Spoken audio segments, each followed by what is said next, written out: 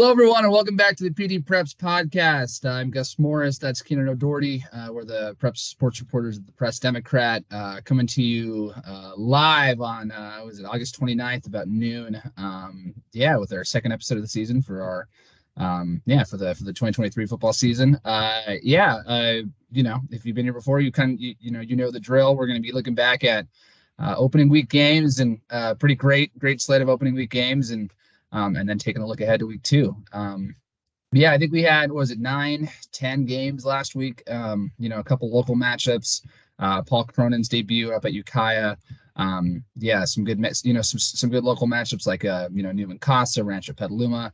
I guess actually, I mentioned Rancho Petaluma. That was our game of the week last week at Santa Rosa Junior College. I know that was being used as a fundraiser for that program, but game of the week, Keenan, you were there. Rancho came out on top. Tell me what you saw out of that one.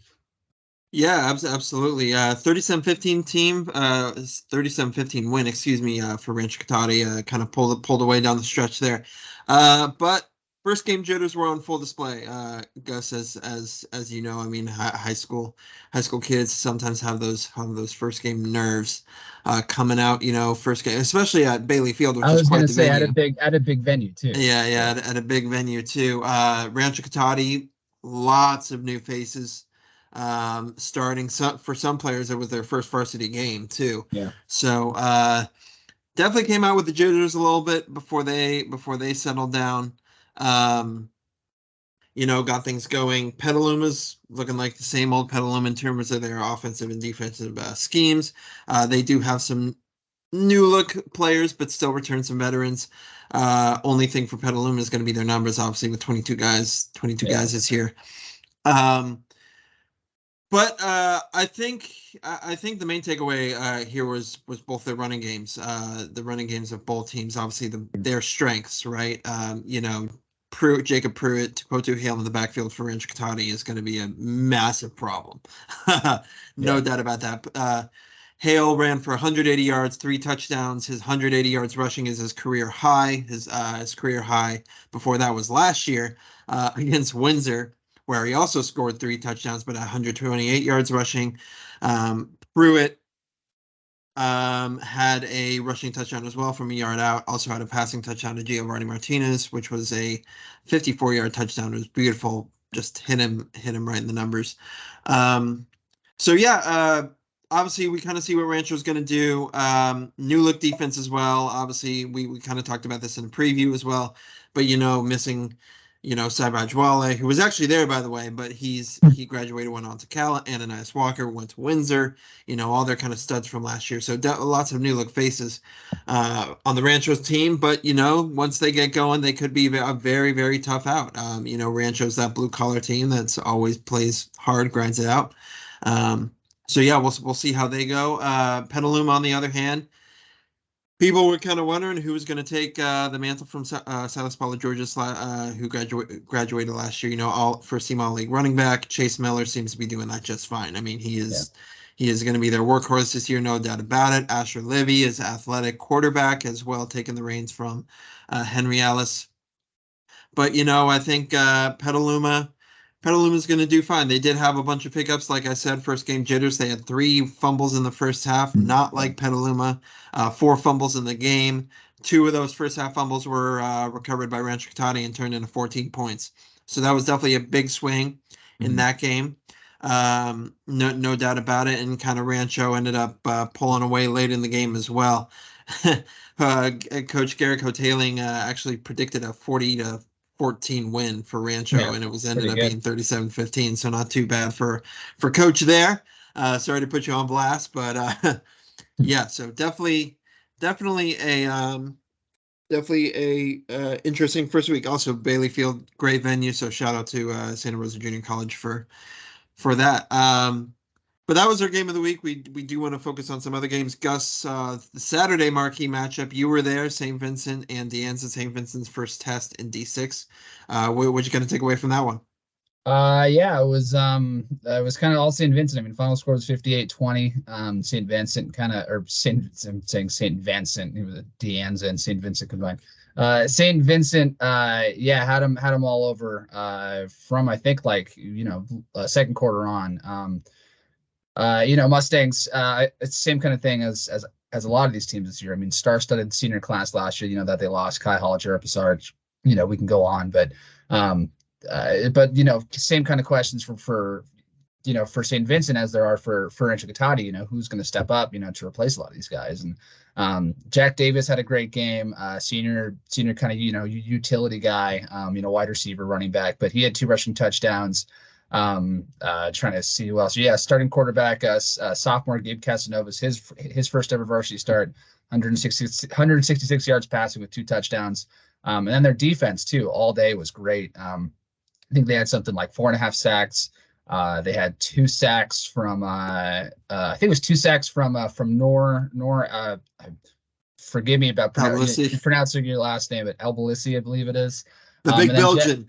Yep, the big Belgian. And then Jack Oliphant, too, had a pick 6 on a fumble recovery. So I know it's 58-20. 20 might not seem like a big defensive clinic kind of thing, but 2 of those touchdowns were scored off of the 2 St. Vincent turnovers. They had a fumble at like near Deanne's goal line that was returned 95 yards for a touchdown. And then they also, I think in second half when the game was pretty much well in hand, I think St. Vincent fumbled a kickoff recovery that Deanne's had turned into one more score, I think, late in the game. But outside of that, it was a clinic. I mean, head coach Trent Herzog said if they hadn't turned the ball over, they would have won by 50, and I think that's a pretty fair assessment. 5 different Mustangs scored. I mean, I said Jack Davis had 2 touchdowns.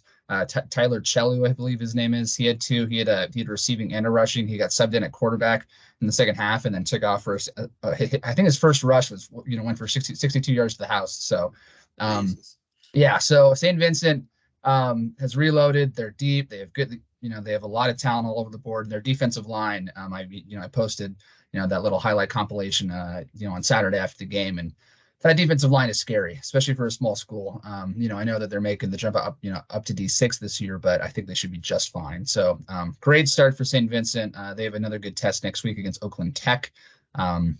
Oakland Tech is one of the better teams in the Oakland section. They have a lot of good athletes, a lot of D1 athletes too. So, should be a good kind of small school battle there. I think St. Vincent won that game last year by a score or 2. So should be fun to see that rematch. I was actually at double duty, or I had 2 games this week. So the other game, I went up to Ukiah, long trek up to Mendocino on Friday night to see Paul Cronin's first game coaching with Ukiah. And it was impressive. Ukiah won 41-7. Second quarter was really just, the game kind of flipped. I believe it went for, I think Ukiah led 7-0 after 1. And then I think they scored like 27 points, I want to say, in that second quarter alone. And, just to kind of put the press on and kind of, easily take the win. But yeah, a lot of athletes. I mean, this is the first time that we've seen Ukiah this year. I don't think we got to see them at any practices or any 7-on-7 stuff. But they looked really good. They had a lot of, again, just, Paul Cronin's teams are always well coached. And just, after having watched Windsor too, a couple years ago when he was over there, just a lot of the same kind of, pre-snap movements and same sets and this is Paul Cronin's offense and Paul Cronin's teams. So it was just a really impressive game for them. I think Montgomery too probably didn't play as well as they could have. They had a couple bad, couple not great moments, in the second quarter. I think there was a pick 6, scoop and score, a couple just like punch in the mouth kind of things that they just couldn't recover from. But I think Montgomery should be better. They just, kind of got hit in the mouth and then just couldn't really bounce back. Especially in a hostile environment away up in Mendocino. Playing in Ukiah is already there's definitely a built-in home court advantage when teams have to travel an hour just to get up there for a game. So, not the best start for Montgomery. I think they'll be fine. Again, they're also a young team. Not a lot of varsity experience. So I think they'll kind of figure it out as the season goes. But yeah, a lot of guys kind of stepped up for Ukiah. Senior quarterback, Gabe Gonzalez, 8 of 13 passing, 198 yards. He had one, I think it was like a 96-yard touchdown pass to Jackson Page. Again, most of his yards came from that, but he also had 2 really nice touchdowns to junior receiver Omari Phillips Porter. Watch out for him. He's gonna be good this year. I think he's about 6'1", 6'2", I think like 160 or 170, 180 maybe. I could be totally off on this, but he's good athlete, very, very good athlete. And then they have a couple other good, good guys in the backfield too, like Emory Mathis and Shea Parrish. Although Shea Parrish was ejected unfortunately in the first quarter. There's a bit of a scuffle. Bit of a scuffle after a play, so pushing and shoving. I think there was I don't know if it was a punch or whatever, but the referees were saying none of that, and so they kicked out 2 Ukiah players for some extracurricular stuff. But I forget what the rule is for that. I'm not sure if they'll be available for this next game. I don't think they will. I believe that is the rule in California, is if you get ejected, you have to sit the next game. So I think that's the case, but. Either way, a lot of talent for Ukiah, and I'm excited to kind of see how things play out this year for them. They have a really interesting preseason schedule too. I believe they play, so they're on the road this week. They're playing at Dublin, and we'll get to the whole week 2 slate here in a bit. But then they host Casa Grande, and then they play at Windsor on September 22nd, which should be a very, very interesting and fun game. I mean, Windsor was where Cronin was. All of Cronin's staff that he brought over from Cardinal Newman, they're still over there at Windsor. So it'll just be anyway, I think we'll be covering that one, but that's in a few weeks, so not something to worry about now. But yeah, Ukiah looked very good, and I think people should expect them to be a good team this year and be one of those top competitors in the NBL Redwood, up there with St. Vincent. So yeah, outside of that, we had a whole bunch of other games that we should touch on here too. Let's get into it. These are all games too that we were not at, so this is just taking what coaches told us and stuff. So we have we've gotten a bit more details and stuff, but yeah, I mean, Maria Carrillo, big win for them to open the season, 52-0 over Skyline. I mean, I didn't know much about Skyline, but I was seeing 52-0, it's hard to ask for a better start than that for a season. And we had some questions about Carrillo too. I mean, again, they lost a lot of guys. It feels like a lot of teams have lost a lot of players from last year, but I don't know. What would you say? I mean, this is probably as good of a start as you can ask for Carrillo no, I mean, no doubt, especially after what they went through last year with the big injury bug to their first 3 running backs, you know what I'm saying, and stuff like that. But yeah, no, the good performance from Carrillo. Brand new quarterback too, sophomore Cooper Bluestone, who's just comes up from JV. That's his first varsity start. 3 passing TDs, didn't seem to have any of those nerves I was talking about earlier or anything like that. Seems like similar to St. Vincent, it seems like Carrillo's line is going to be a big factor in their season as well. Dominic Kayet obviously had 3 sacks on the day. They just have some big boys up front, so could help them throughout the season as long as they stay healthy. Knock on wood, obviously. Rushing game seems to be just fine with Wyatt Olson as well. I mean, he had a rushing touchdown, a receiving touchdown, and a scoop and score as well. So he seems to be just fine handling the heavy rushing duties that Jay Higgins' offense is capable of. But yeah, I think Maria Carrillo, like you said, a great start for them, 52-0. They do have some interesting games coming up as well. We'll obviously go to the predictions later on. Yeah, they are off this week too. So they are off this week, but then they head back with Benicia and Petaluma. They have Annalee as well, and before they open the league slate with Ukiah, which is pretty interesting. Yep. But honestly, guys, I did kind of want to talk about this before we get into some of the Oak games, because Piner also eked out a win as well. But the NBL Redwood kind of made a statement. Obviously, Healdsburg was off this week, but the remaining 4 teams kind of did what they needed to do. I mean, Piner did eke out a win against an NCL1 opponent. 15-14. Potential big loss, though, in Matty Erickson. I know you heard some things, but it looks like he's got no pain walking on and on that leg. But again, that was Saturday.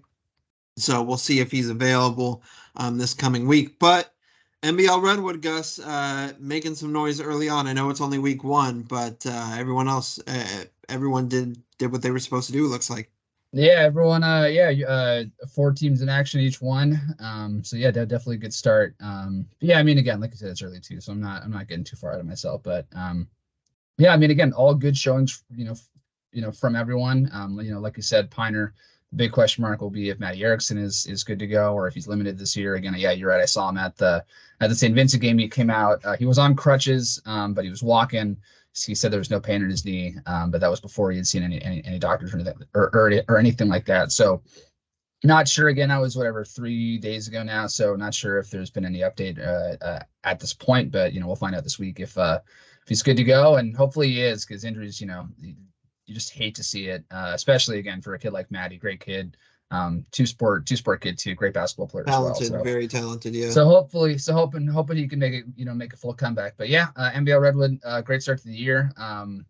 Yeah, I mean, again, I think that before the season started, I think we kind of thought, all right, this is it's probably going to be St. Vincent's league to lose again. It has been the last 2 years.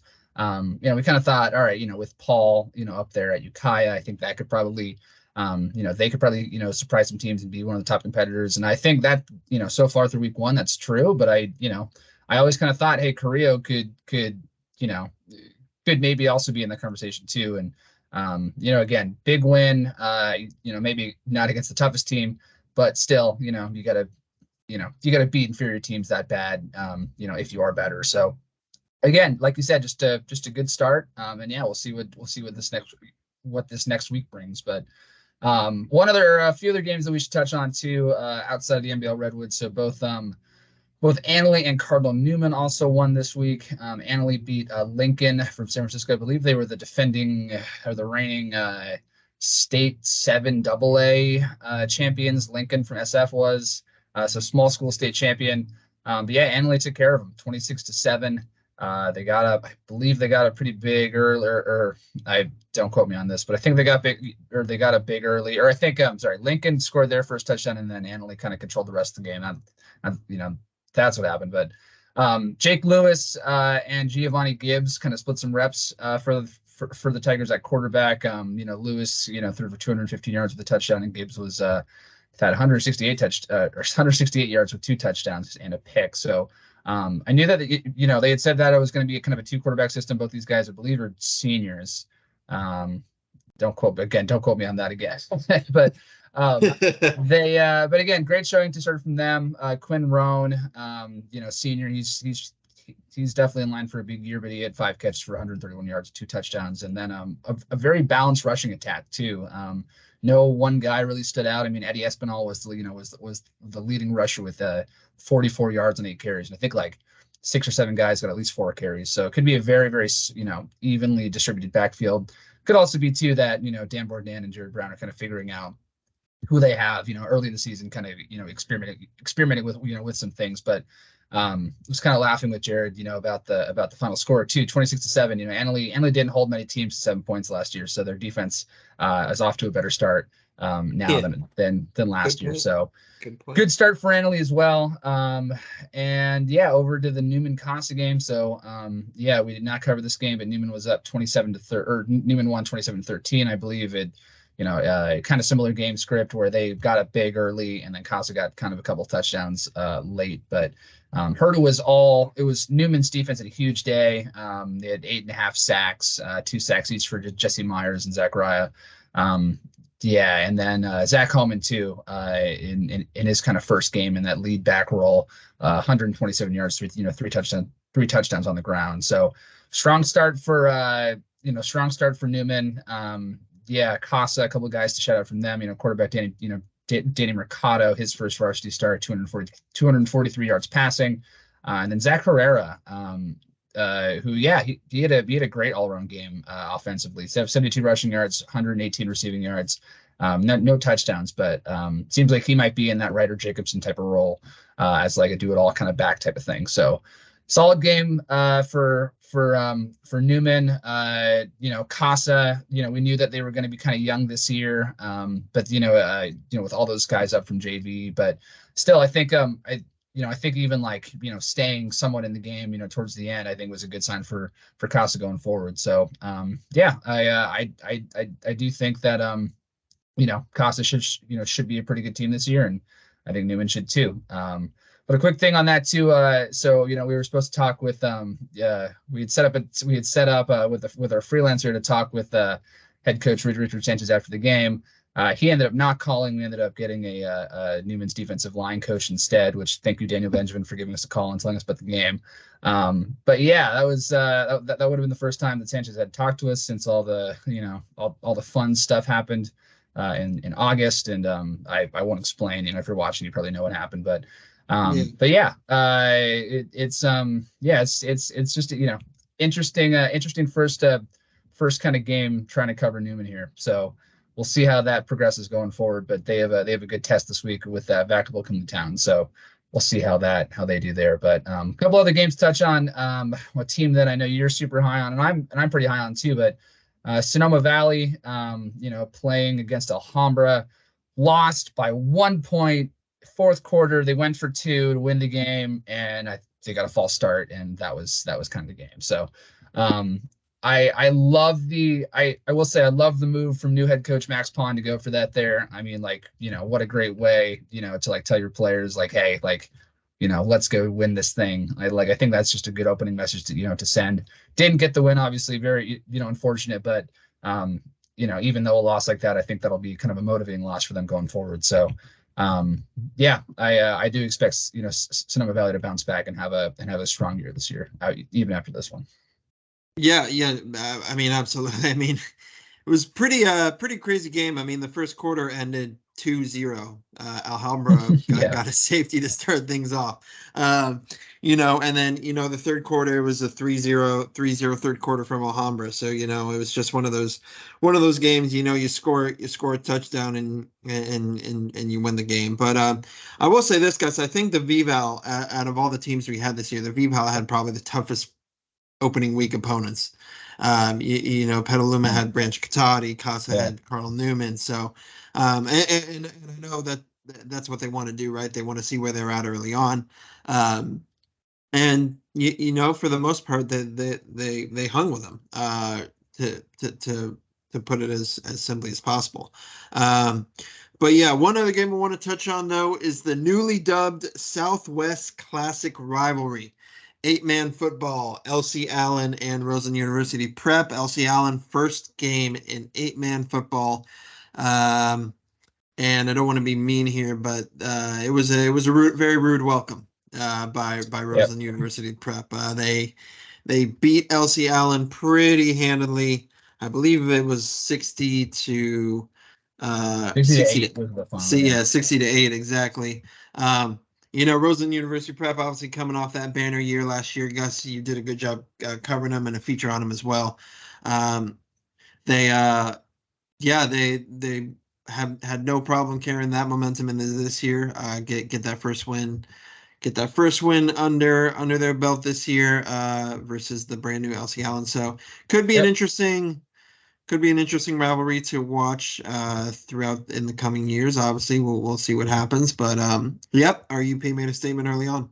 Yeah, these two schools are separated by less than 2 miles over in the west side of Santa Rosa. So just kind of cool to see those two communities kind of coming together like this. But yeah, first time that these two teams have ever played. Roseland, RUP's program is pretty new, only been around for 4 or 5 years now, and then LC, of course, has had their struggles even fielding a football team. So they're back this year for 8-man football. So love to see that, that kind of community matchup happening. And it should be something fun to kind of keep an eye on going, in coming years, seeing that both teams kind of keep their programs going. But yeah, I was a bit surprised by just how lopsided this one was. I thought LC Allen, again, I know that they haven't had a football program in a couple of years, but they have, you wrote the preview on them. They had 40 kids. They have, a bunch of athletes, who are good in, at rugby, I'm sure a bunch of other dual sport athletes. So, hitting, playing football with pads on is obviously much different than 7-on-7 or anything else like that. So maybe it is just a bit of an adjustment, to an actual game speed of a new sport. But yeah, I was definitely surprised. I thought it would be a bit of a closer game, but maybe this is also just a testament to Roseland Prep and how much they've improved in the last couple of years too. So So yeah, I mean, interesting kind of two programs on like different trajectories and where they're at and Sure. stuff. But yeah, should be interesting to kind of follow both those guys going forward. But is Yeah, that it? We touched on all the games. I think that was a pretty good synopsis of week one. think so. One more thing on RUP real fast. I mean, or LC too. I mean, they did play 11-man JVs. Now they're 8-man, so it is a little bit different too. Yeah. But should we get into our brand new rankings for this week, Gus? Little one change. Our top four from last week kind of did their thing, except for Windsor, who was on a bye, obviously. So Windsor stays at 1. Cardinal Newman stays at 2. Rancho Cotati stays at 3. St. Vincent stays at 4. So those remain unchanged. The one change at 5, we have the Ukiah Wildcats in our 5 spot this week. They take over for Casa Grande, who is now in the bubble, along with Annalee, Petaluma, and Maria Carrillo. Gus, I'll let you do the explaining here, but Ukiah pretty convincing win slots them into that 5 spot. Yeah, and again, we didn't see Annalee play. And this was a bit of a toss up between Annalee and Ukiah. And honestly, Casa Grande also probably could have had a case to stay in there too. I mean, again, playing the number 2 team, in our rankings. And then, again, I think Petaluma, again, even though they lost to Rancho, I mean, again, I think all the teams in the bubble have a pretty good case, to still early to too. take number 5. Still early. Exactly. Like last year, I think we'll have a lot of kind of rotating teams in and out of this 5 spot. We'll see if anyone can actually unseat, one of the top 4 or top 3 even, but long way to go. But yeah, Ukiah takes over number 5 this week. Just a strong showing for them, from them. And I think that they're probably in line for, again, like I said earlier, a good year in the NBL Redwood. And then, I think even probably, maybe win a playoff game or maybe 2 in, in the NCS playoffs in Division 3. So, again, this is all, granted that, that they can stay healthy, that, things all kind of, play out. I mean, again, you doesn't matter who you are, you need some luck in any kind of season, have success. So, a long way to go, but I think Ukiah is kind of, opening win in their statement to go, over Montgomery, who, I think is probably set for a bit of a rebuilding year this year, but, they still have athletes, they still have a good team. So, yeah, I just think that Ukiah, Ukiah looks to be, a team that's deserving of that 5 spot right now. So, yeah, I mean, again, just kind of more of a rambling answer there, but yeah, just based on on the eye test too, just seeing them in person, they have some big dudes, they have some athletes, they have a quarterback who has the pieces for sure, and yeah, they just have a lot of talent around them. So yeah, I think it's Ukiah for now, and I can guarantee that will change at some point in the year, but yeah, for week 1, that's our top 5. Yep. Yeah, absolutely. I couldn't explain it better myself, honestly. You guys always got some big kids up there, man. They have some athletes that kind of fly under the radar for sure. Yep. Well, and last thing too on Ukiah, but one of the real the things that I'm sure Cronin is very excited about is that Ukiah is the only big public school up in Mendocino. There's like Willits and a few other smaller schools around there, but Ukiah is like the big school up in that area. So. And especially with Paul up there, he just attracts a lot of kids to come out and play. So I think they'll start to get a lot of good athletes, in the coming years, as long as he stays. But I think that's already started now, as he's probably getting out a couple of kids who might not have wanted to go out, but we're saying, hey, man, we have this great coach. Let's go up and, play for this guy and win some games. So, yeah. Sure thing. Yeah. Just a smaller, again, big school and a bit of a smaller talent pool. All the good kids are going to start coming there. So. Yeah. No. That's a great point. That's a great point. Okay, let's head into our previews and predictions. Records last week, Gus. We are tied as of right now. You are 8-2. I'm 8-2. We both got Sonoma Valley wrong. I got Annalee Lincoln wrong, and you got LC Allen. I had too much faith. Too much faith in LC, I guess. Again, I didn't know how Annalee was going to come out. So, being the defending state champs, pretty good. Okay, so let's kick it off with our game of the week. Gus, you will be there. Big one, especially for Windsor, who's got all the expectations on their shoulders. Obviously, Escalon at Windsor opens Windsor season. Actually, keep in mind they had a bye last week, so quite the opening game for the Jaguars, Gus. No doubt about it. You will be there. Um, One of the biggest tests of Windsor season maybe is their first game. What do you think? It's up there. It's up there for sure. Yeah, so Escalon is out of the I mean, what section are they from? Believe they're from the Sac-Joaquin. Yeah, they are. Sac-Joaquin section. They're the defending CIF. I believe it's Division 4 AA state champions. They actually Windsor played at Escalon last year and lost by 2 touchdowns. Yeah, this is a dynamic team, and right now they're coming off of Escalon is already 2-0 in the year. They're coming into this game coming off of a big win over Buchanan, which is one of the better teams in the state. Escalon is right now in the bubble of the top 50 in the state rankings from Cali Sports. Windsor is also on the bubble. It's also on the bubble, but again, they haven't played the games yet. So this will be an interesting kind of battle between a team that already has a bunch of reps and under their belt versus a team just starting their season. Now again, by all accounts, Windsor should be one of the best teams in the area, probably the best team in the area this year. There are tons of skill positions. Their defense should be better this year. Some questions on the line, that I guess we'll find out about on Friday. But yeah, I mean, opening up at home, against a team like this will be a massive test for them. But yeah, I mean, it's also going to be a bit of a clash of styles.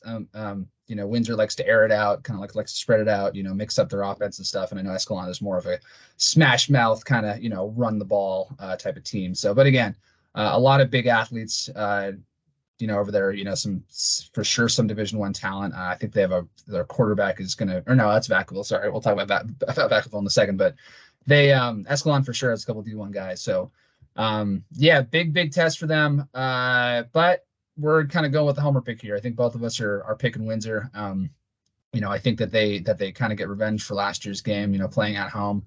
And yeah, both of us are taking Windsor here. But I think it'll be a battle. I think this is going to be a one score kind of late in the game kind of game here. So. Yeah, I totally agree there. I think Windsor is gonna take it. I think it's gonna be pretty close. I will say that. Yeah, we're going with the Jaguars here. All right, next game up, Berkeley at Casa Grande. Casa Grande's home opener of the season. Berkeley coming off a 28-12 loss over Miramonte.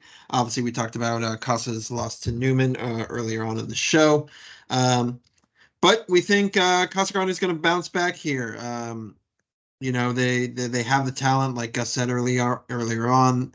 Their offense is made for the weapons they have. Keep in mind, Berkeley last year finished 7-4, although they did go undefeated in the WAC West Alameda County, Mission Division. But we think that Casa is going to take this one. Gus, what do you think? Yeah, kind of a homer pick again here too. Don't know a ton about Berkeley. Yeah, I know, Miramonte is usually a pretty good program, so not quite sure how much to take away from that first game, but yeah, I do think this is a bit of a homer pick just for both of us. But yeah, Casa Grande in this one, I think that they bounce back. And again, playing a good team like Newman, could prepare them pretty well for this, for a game against Berkeley. So it's also at Casa too, so home field advantage also matters for something here. So yeah, staying Casa in this one. All right, so next game up here, we're going Montgomery, their home opener as well. They are hosting Bethel. Bethel coming off a 36-0 shutout against Hayward in an all-league game. Obviously, Gus, you kind of said it earlier on, but that was not the Montgomery. I don't think that was the best Montgomery that showed out at Ukiah. Obviously, no credit taken away from Ukiah or anything like that. But I think Monty bounces back in this one, and they beat Bethel. Yeah, same kind of thing here. I just looking at again, we don't know a ton about Bethel or Hayward. Just Bethel lost 36-0 to Hayward last week. just not, don't know a ton about these teams, but just kind of based on some of the scores and kind of where, again, the computer rankings have these teams, just seems like Bethel is might not be a great team this year. But again, it's also high school football, so anything can happen. But I believe Monty beat Bethel pretty good last year. They beat him by it was pretty lopsided game. Yeah, 53-14 last year was the final. Monty won that one. So don't know if it'll be that lopsided this year, but I do think Montgomery pulls it out again. And bounces back after that Ukiah loss. Yes, I mean Bethel went 2-4 in the league last year, but then again they play in the ultra competitive Tri-County Rock League with El Cerrito and Deanne's and all those and all those schools.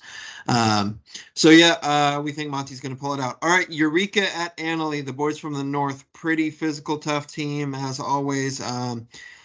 Obviously we didn't cover Annalee in person, but we kind of got a synopsis of how they did. And looks like they're going to do just fine. We're going Annalee to go 2-0 on the season early on. Yep. Yeah. I mean, not a whole lot more to add to that. Yeah, I think Annalee, just based on that first game, I think they could be a bit of a, I kind of thought that they might be, they obviously might, probably would take a step back this year after last year. All those great players that they had last year. A lot of new guys, that they have to factor in. But yeah, I mean, one game and so far so good. And their defense, looked really good as well. So, Eureka hasn't been a great program the last couple of years. Last year 4-5. They didn't win a game in league, and yeah, I kind of think that Annalee is just a better program and a better team at this point. So, yeah, I'm taking Annalee in this one. All right, Gus. Here you go. Healdsburg at St. Helena. Your Greyhounds. It's going to be a 7:30 p.m. start at St. Helena. St. Helena just ran absolutely rampant over Justin Siena last week. It was a 40-13 win. And Justin Siena is known for going decently deep in the playoffs as well. Don't know too much about Healdsburg. Obviously, Randy Parmeter, the new coach, just orchestrated an amazing turnaround at El Molino and stuff like that, but we're not really sure how Healdsburg is going to look this year. St. Helena is obviously coming off that big win at Justin Siena. I just don't think that Healdsburg is going to win their opener. Keep in mind they had a bye last week. I think St. Helena is always a tough opening test, so I think the Saints are going to take this one. Yeah, how's this for a stat line? St. Helena junior running back Sam Beck had 323 rushing yards and 3 touchdowns last week in their win over Justin Siena. So yeah, I love my Greyhounds. I love my Greyhounds. I will always love my Greyhounds. But St. Helena again, just coming off that first game, that 40-13 win over Justin Siena, which is usually a pretty good program. Yeah, I think this one's looking like all Saints. So.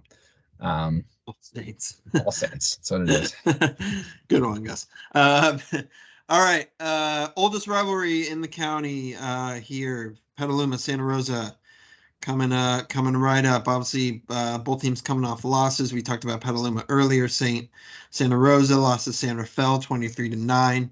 I think Petaluma bounces back in this one. I just don't think that Santa Rosa lost a lot last year. I just don't think they have the personnel to keep up with the Trojans and their rushing attack. So I just think Petaluma takes this one. Yeah, and I'm also realizing that too, that was the one game we did not talk about was Santa Rosa, San Rafael. Whoops, sorry about that, guys. But yeah, Santa Rosa lost their opener last week, 23-9 at San Rafael. I think it's probably going to be another long year for the Panthers. Yeah, so I think the fact that Petaluma was able to hang with Rancho pretty well is a good testament to their talent this year. So yeah, I think it's Petaluma this year. Yep. All righty. Next game up here, we're going to Pioneer at Cloverdale. This is kind of a toss-up here, only because we don't know the status of Matty Erickson for Pioneer.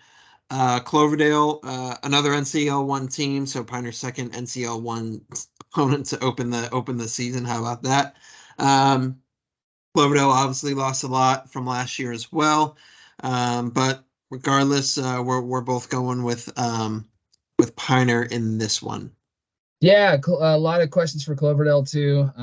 Like you said, definitely a toss up here. A lot of that's depending on if Matty Erickson plays. If he plays, I think Piner wins this pretty comfortably. If not, I think it'll be a bit of a toss up. Cloverdale beat Piner last year, but that was in large part thanks to their freshman quarterback Mason Catarelli, who is now transferred over to St. Vincent.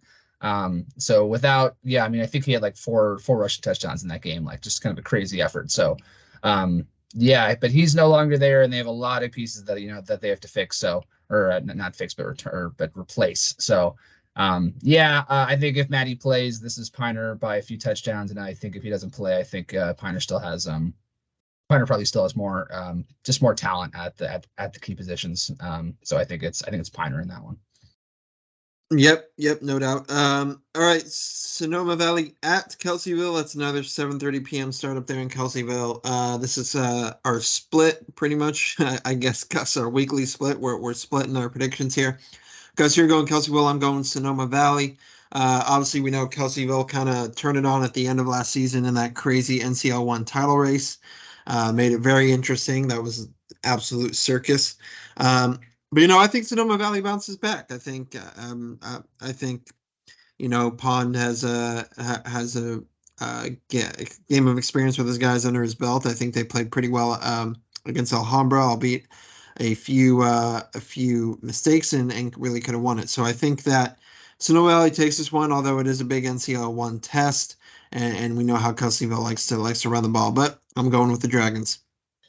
Yeah, yeah. This is a tough one for me too, is because again, I am bullish on the Dragons this year. I think that they will have a turnaround year. But I think Kelseyville is one of these programs that, like you said, like at the end of last year, they really caused havoc in that NCL1 race. And I mean, shoot, they opened up this season with a 50-point win over McKinleyville, at McKinleyville no less too. So they had a couple of guys go over 100 yards rushing. So yeah, I mean, I Kelseyville maybe a surprise team in the NCL one, or maybe the favorite. I have no idea. It's always kind of hard to figure out the small school leagues and how everyone stacks up. But yeah, last year Sonoma Valley beat Kelseyville by 1 point. I believe that was on like a last second 2 point conversion or last second score or something.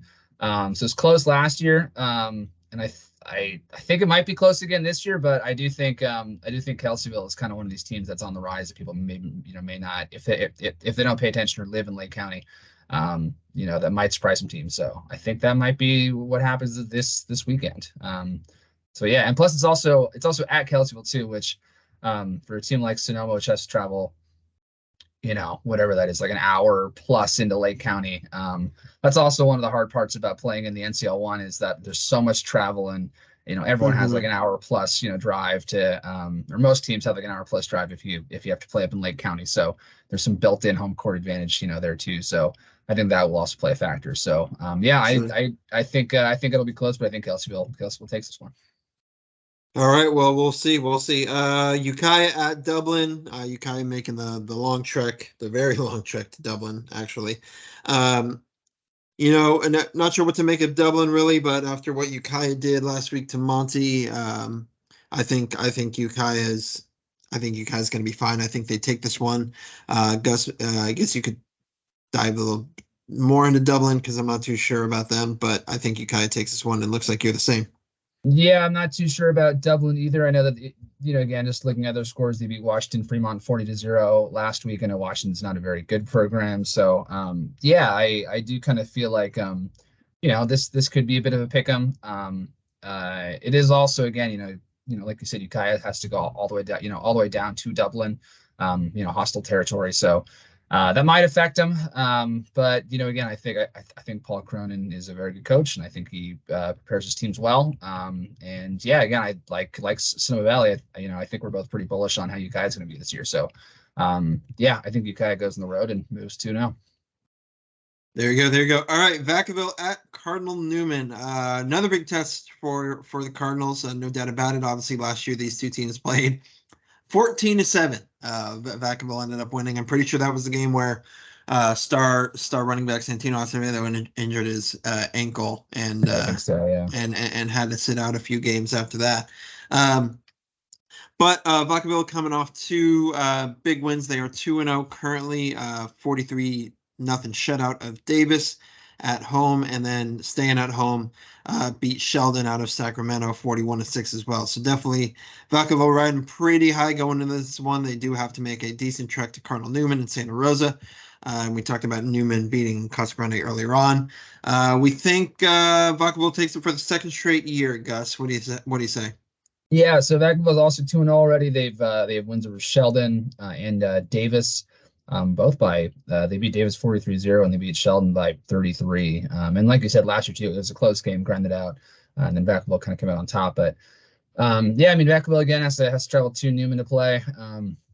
I think this should be a really physical grinded out game again. Again, I think one of Newman's big strengths this year is their defense, and it seems like they will need that to slow down again a basketball team that's put up 40 in both of their first two games. So, but yeah, I mean, like not to put too much stock into computer rankings, but Cal Preps does rank Vacaville as the 89th as the 89th best team in California.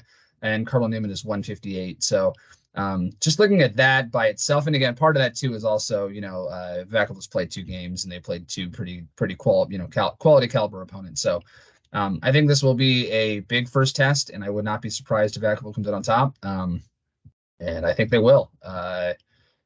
Yeah. Yeah, that's kind of all I got on that.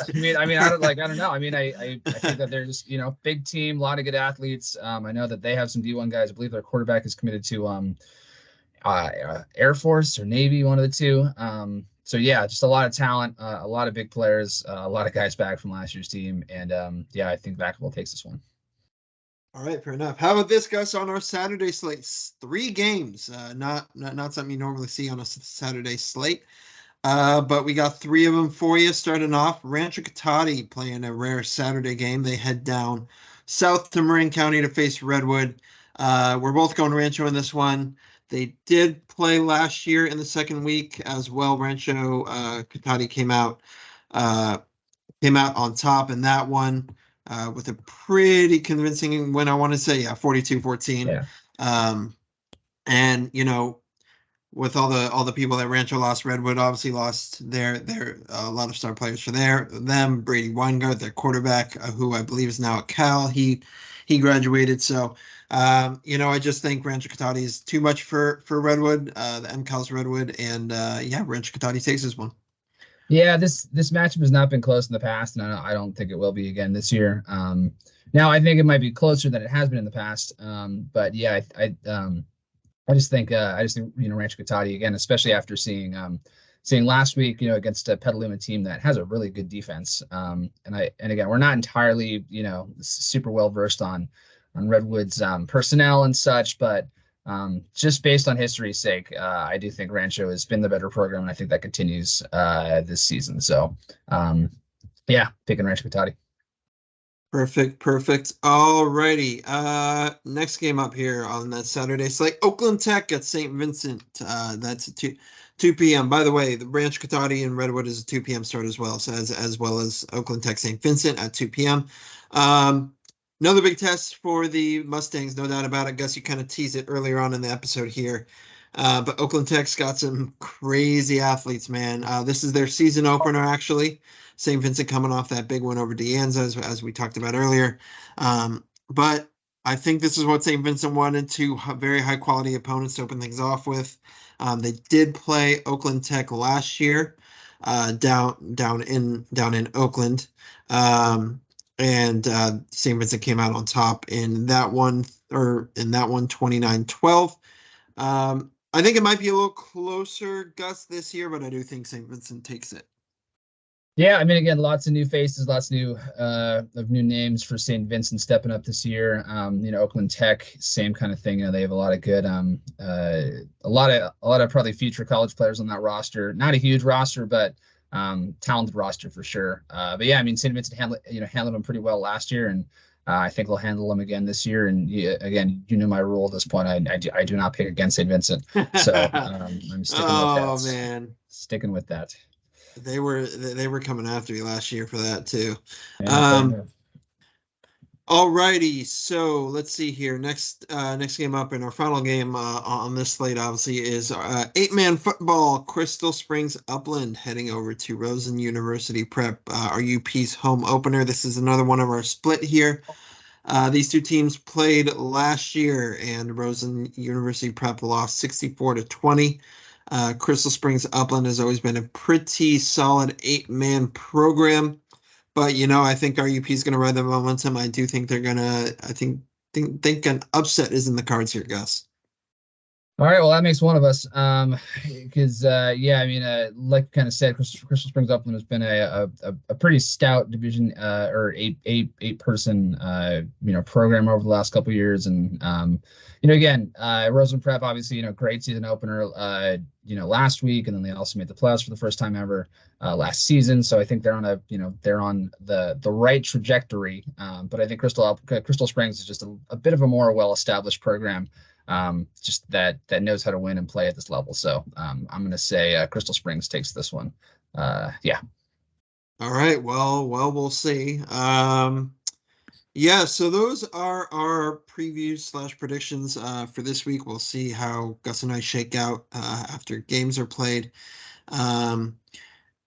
Anything else for the good of the order, Gus, or are we good to go? Yeah, so I guess outside of football, we're gonna be I'm gonna be a one-man show this week. My partner in crime over here is going to get hitched. There he goes again. Of course, we got to throw this in there. Yeah, Keenan's getting married this week. Congratulations, man. Driving up to Oregon tomorrow, and then yeah, it's all this weekend, right? Yep.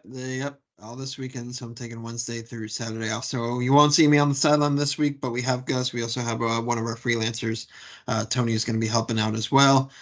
So definitely key into Gus's Twitter, just Gus PD, and then I can't for the life of me remember Tony's Twitter. I think it's like Toto something, and PDPreps as well, as always. But yeah, so no coverage from me this week, but we'll be back next week, full steam ahead, ready to roll. But should be fun slate of games this week. Yeah, absolutely, man. We'll miss you on the sidelines, but we'll get you back next week. And yeah, man, have a great time, and yeah, congratulations on getting married, man. It's awesome. Appreciate it. All right, that wraps it up for our second episode of the 2023 high school football season. The PDPreps podcast.